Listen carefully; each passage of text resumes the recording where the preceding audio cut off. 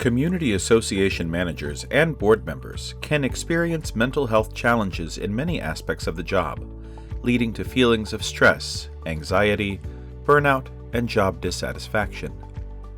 CAI's Community Association Managers Council is making manager wellness a top priority. The goal? To help community managers and board members achieve a mutual respect of mental and physical wellness by finding healthy, simple approaches to both your personal and professional life. In our conversations as council, recognizing that a lot of times we were in unhealthy situations. You're sitting at a computer all day, you're not getting out, walking around. As much as we love our business partners, they deliver baskets of chocolate around the holidays.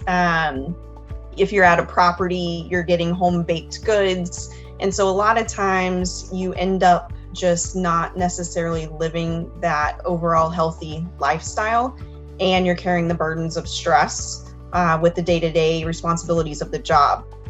In collaboration with the Council, CAI has released the new Community Association Manager Wellness Guide. I think part of it was just recognizing that everyone has a different way to cope. And so there wasn't a one-size-fits-all that would make everyone, in this happy state, but everyone has the ability to go to those different resources and find what works for them.